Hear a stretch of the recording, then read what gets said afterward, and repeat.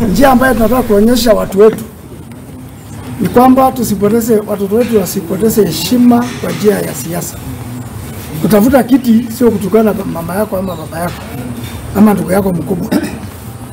Unauza sera zako, wananchi wakupe kiti uongozi.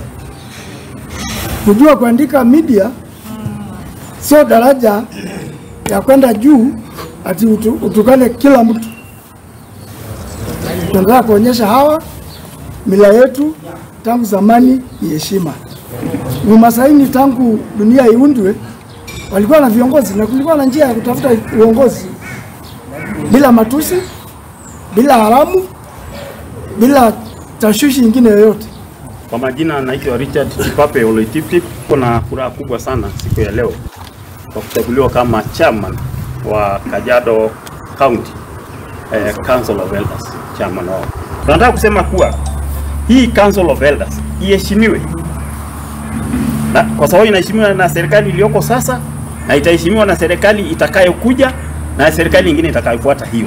Kwa sababu daima lazima kutakuwa na Council of Elders. Wawe ni hawa, wawe ni wengine, lakini Council of Elders ndio wanapeana mwelekeo. Uongozi hutokana kwa Mungu. Mungu ndiye anapeana uongozi. Na kama watu wengi wanaendaka kwa debe, kama mimi nimeenda mara 4 nimeanguka. Lakini wale ambao wamenishinda kwa kura huwa na waheshimu. Nataka kusema hii maneno ya kuingia kwa social media na kutukana wazee na kutukana viongozi kwa viongozi, hiyo ni tabia mbaya na hairuhusiwi kwa Kimasai. Masai kiongozi ni kiongozi.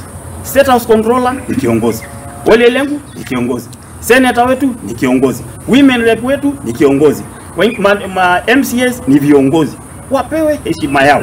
Sisi kama council ya Maathai Elders tunawaheshimu wote.